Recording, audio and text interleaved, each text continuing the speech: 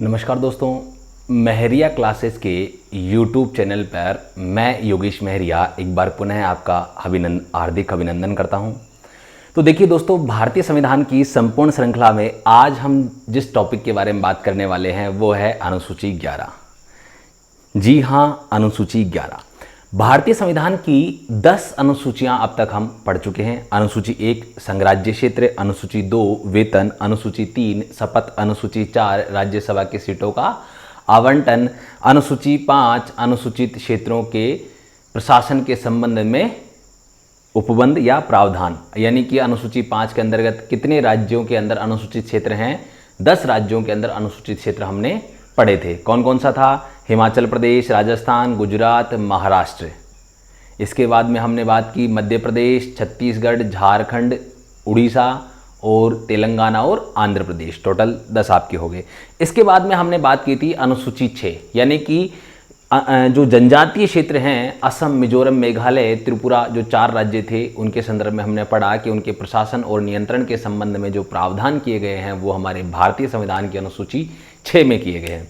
इसके बाद में हमने अनुसूची 7 पढ़ी और अनुसूची 7 में शक्तियों का बंटवारा पड़ा। शक्तियों का विभाजन केंद्र और राज्यों के मध्य किया गया है और केंद्र और राज्य के मध्य शक्तियों का बंटवारा अनुसूची 7 में 3 सूचियों में किया गया। संघ सूची पर संघ सरकार कानून बनाएगी, राज्य सूची पर राज्य सरकार बनाएगी और समवर्ती सूची पर दोनों मिलकर कानून बनाएंगी। यदि टकराव की स्थिति उत्पन्न होती है तो दोनों का कानून समान, केंद्र सरकार का कानून जो होता है उसको प्राथमिकता दी जाएगी, उसका कानून मान्य होगा। इसके अतिरिक्त हमने संविधान में अवशिष्ट सूची का उल्लेख भी पढ़ा था, अर्थात ऐसे विषय जिनको इन सूचियों में शामिल नहीं किया गया वे अवशिष्ट सूची में शामिल होंगे।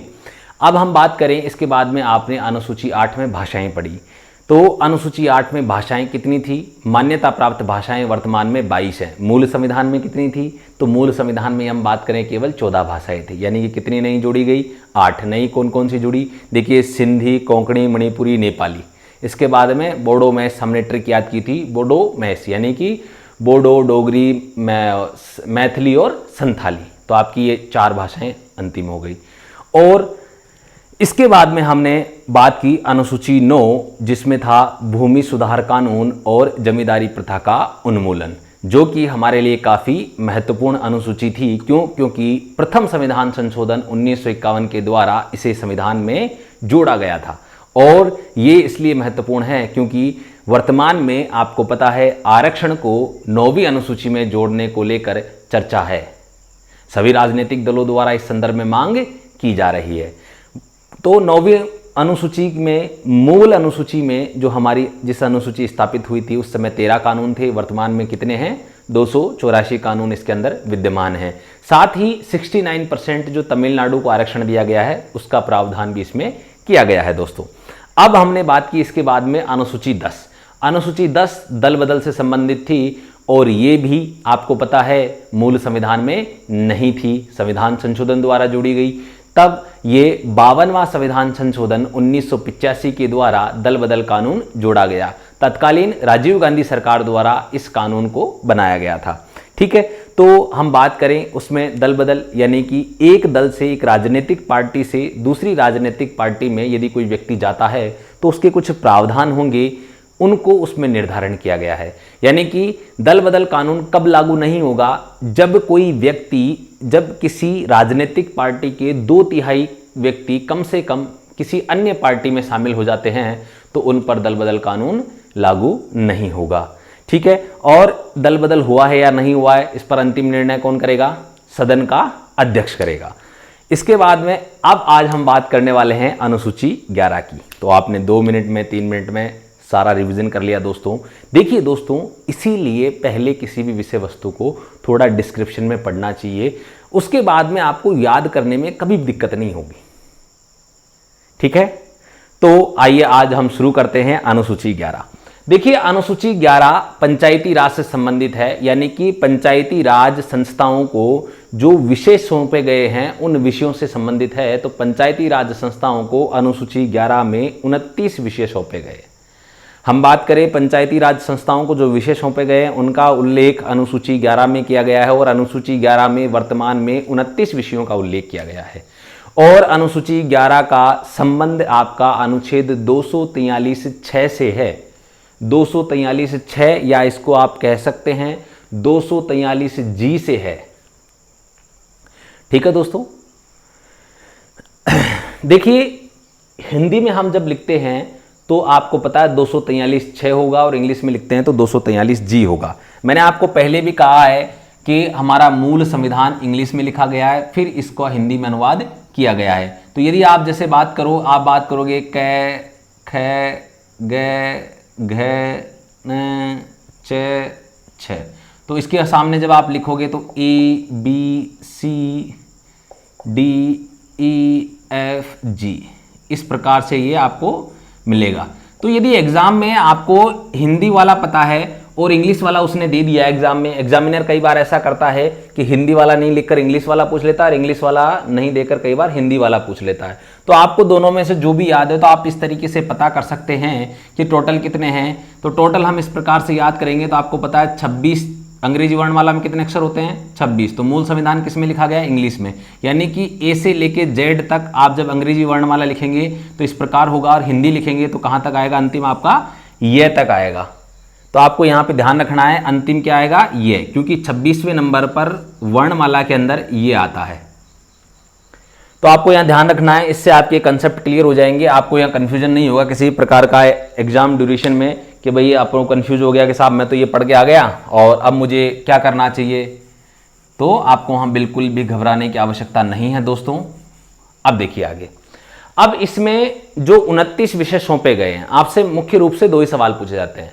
अनुसूची 11 का संबंध पंचायती राज से है, पंचायती राज के कितने विषय इसमें जोड़े गए हैं 29 विषय जोड़े गए हैं।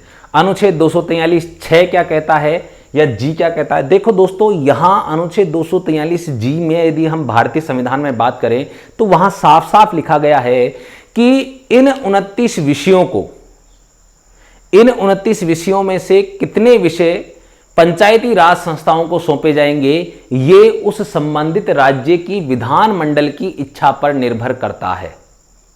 यानी कि यदि हम वर्तमान में बात करें राजस्थान में पंचायती राज संस्थाएं कौन कौन से विषय पर कानून बना सकती हैं, तो इसका निर्धारण राजस्थान सरकार द्वारा, जो हमारा राज्य विधानमंडल है उसके द्वारा किया जाता है। यानी कि राज्य विधानमंडल द्वारा एक प्रस्ताव पारित करके पंचायती राज संस्थाओं को इन विषयों में से कुछ विषय सौंपे जाते हैं। तो जब हम पंचायती राज पढ़ेंगे राजस्थान के संदर्भ में, उस समय मैं आपको बताऊंगा कि कितने विषय यहां पर इसको सौंपे गए हैं, क्योंकि अभी हम इसको मिक्स नहीं करेंगे, अभी हम यहां तक ही इसको सीमित रखेंगे दोस्तों। अब देखिए 29 विषय हैं, कौन से हैं। देखिए कृषि, जिसके अंतर्गत कृषि विस्तार, भूमि विकास, भूमि सुधार, कार्यान्वयन, चकबंदी और भूमि संस्करण। ठीक है। नंबर 3 लघु सिंचाई, जल प्रबंधन और जल विभाजक क्षेत्र का विकास। अगला आपका नंबर 4 पशुपालन, डेयरी उद्योग, कुक्कुट पालन। इसके बाद में नंबर 5 मत्स्य पालन। नंबर 6 सामाजिक वानिकी और फार्म वानिकी। नंबर 7 लघु वन उपज। नंबर 8 लघु उद्योग, जिसके अंतर्गत खाद्य प्रसंस्करण उद्योग भी है।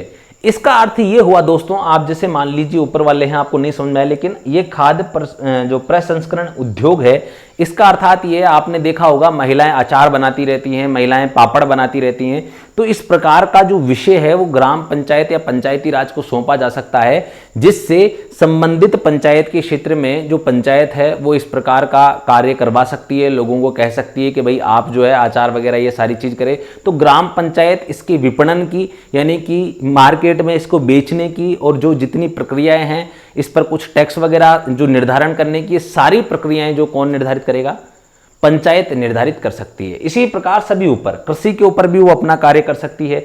इसी के साथ देखो लघु खादी, ग्रामोद्योग और कुटीर उद्योग। कुटीर उद्योगों के अंदर वही मैंने कहा खाद्य प्रसंस्करण उद्योग जो आते हैं हमारे, उसी के अंदर आप कुटीर उद्योगों में कुछ भी मान लीजिए। कुटीर उद्योग मतलब घर के 8, 10, 20 सदस्य मिलकर यदि किसी कार्य को करते हैं तो वो कुटीर उद्योगों की श्रेणी में आता है। ठीक है।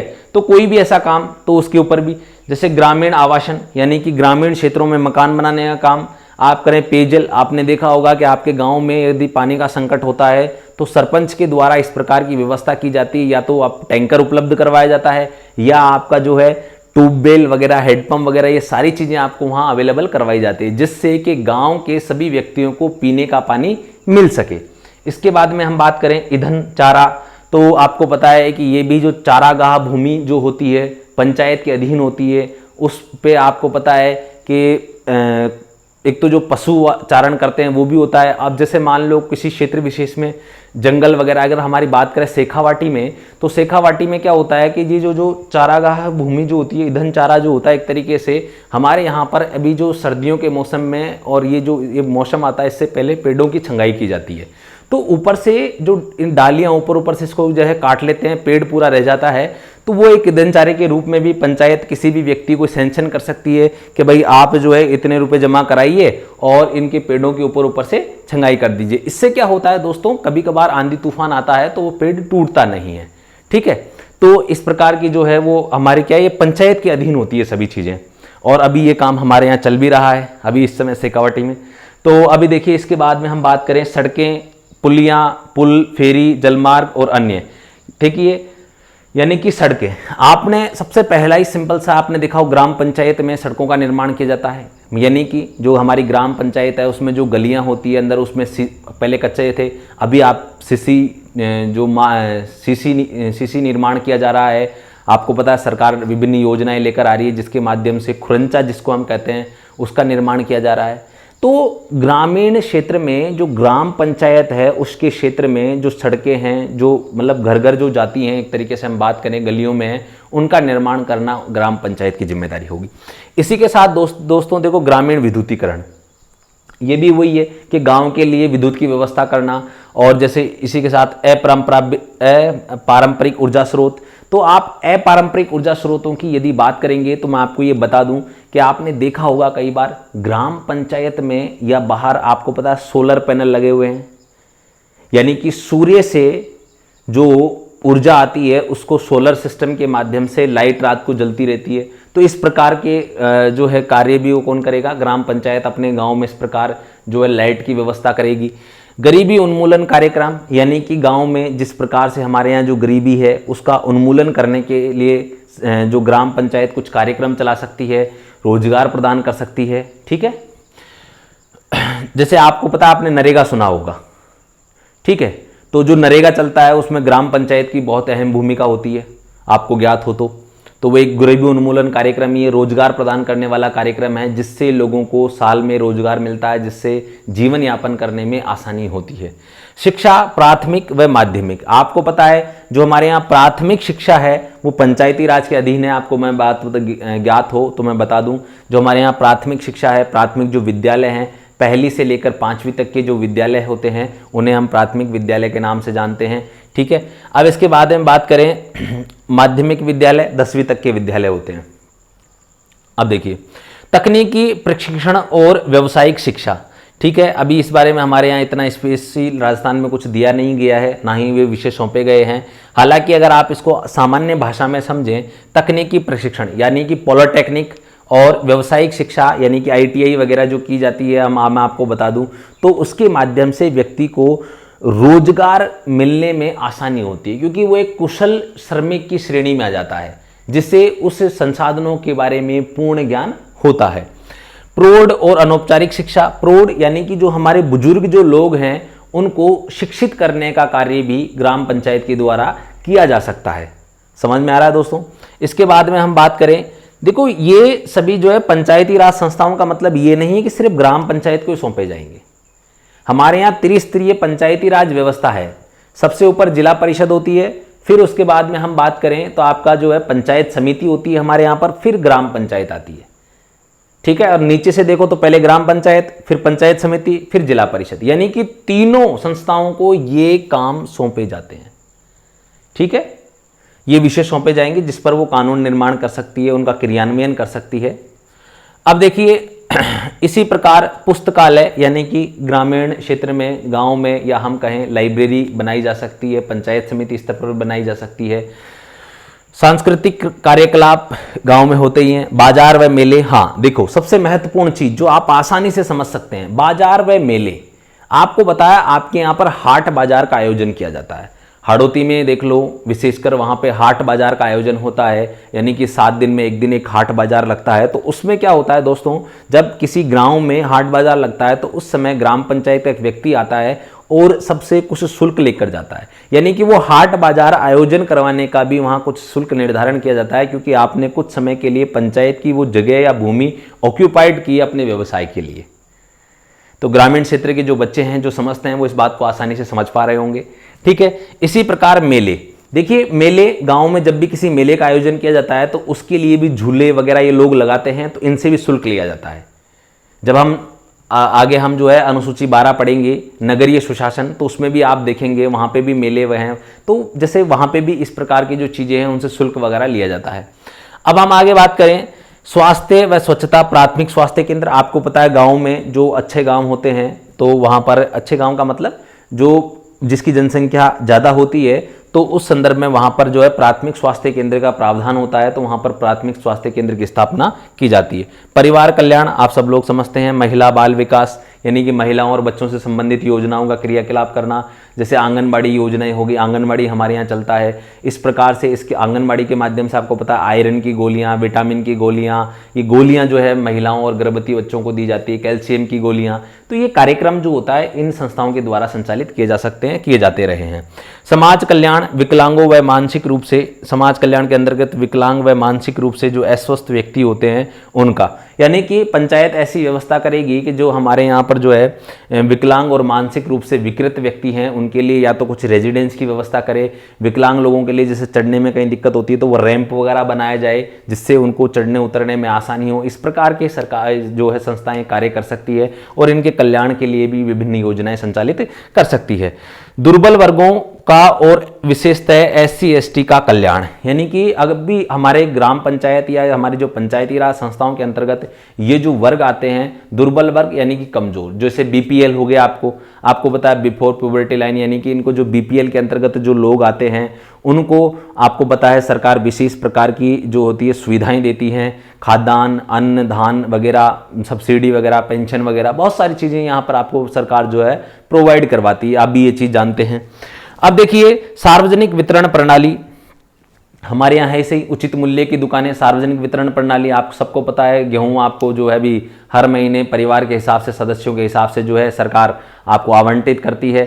जिन घरों में लोग सरकारी सदस्य नहीं हैं और जिनको इसकी आवश्यकता है तो वो राशन कार्ड के माध्यम से जो सार्वजनिक वितरण प्रणाली का संचालन किया जाता है। और अभी हाल ही में सरकार एक नई योजना लेकर आने वाली है, one nation one ration card, यानी कि आपका संपूर्ण देश में केवल एक ही राशन कार्ड होगा। इस पर भी हम चर्चा करेंगे। देखिए आगे सामुदायिक आस्तियों का अनुरक्षणकरण। तो इस प्रकार से आपके ये जो हैं 29 विषय आपके सामने हो चुके हैं दोस्तों। तो मैं आपको बता दूं, आपको ये विषय याद नहीं करने हैं, सिर्फ जनरली आपको एक या दो बार इनको पढ़ना है जिससे आपको ये आइडिया रहे अमूमन, क्योंकि एग्जामिनर इतने टफ सब्जेक्ट टफ जो है आपसे नहीं पूछता है। आपसे क्या पूछेगा? प्राथमिक स्वास्थ्य केंद्र, आपसे क्या पूछेगा? प्रौढ़ शिक्षा, आपसे क्या पूछेगा? प्राथमिक शिक्षा, आपसे क्या पूछेगा? गरीबी उन्मूलन कार्यक्रम। यानी कि जो आपके यहां चल रहे हैं, जो आपकी नजर में हैं, वास्तव में जिनसे आप परिचित हैं, एग्जामिनर उन्हें ही पूछता है। लेकिन आपको यह ज्ञात नहीं है कि वास्तव में यह पंचायती राज संस्थाओं से संबंध है या अन्य संस्थाओं से, क्योंकि आप कंफ्यूजन में। जब तक किसी विषय वस्तु के बारे में हम जानकारी प्राप्त नहीं करेंगे तब तक हमारे लिए वो रहस्य का विषय बनी रहती है दोस्तों। इसीलिए मेरा उद्देश्य है सही और सटीक जानकारी आप तक पहुंचाना। अब देखिए इसमें भी आपका जो है आप सामान्य रूप से सारा देख पा रहे होंगे कि भाई कृषि हो गया, गांव में खेती होती है, ठीक है, भूमि विकास हो गया, चकबंदी हो गई, लघु सिंचाई हो गई, ये सारी चीजें हैं। जैसे ये कुटीर उद्योग, खादी, ग्रामोद्योग, ग्रामीण आवासन, पेयजल आपके सामने है, ईंधन व चारा ये भी आपके सामने है, सड़कें ये भी आपके सामने है। तो बिल्कुल सामान्य सी चीजें हैं। पशुपालन होता है, डेयरी विकास होता है, तो ये आपके सामने, आंखों के सामने घटित क्रियाकलाप हैं जो वास्तव में आपके सामने घटित हो रहे हैं। तो आपको जनरली इनको पढ़ना है जिससे आपके दिमाग में ये चीजें आ जाए कि हाँ ये हमारे यहाँ इस प्रकार से संचालित होती है। तो एग्जाम में जब आपसे एग्जामिनर पूछता है तो विशेषता आपको अपने आप समझ में आ जाता है, क्योंकि जैसे ही वो विषय से हटकर बात करेगा, अब वो कह देगा कि साहब यहां सेना, तो पंचायती राज में सेना का कहां लेना है? कह देगा कानून व्यवस्था, कहां है कानून व्यवस्था?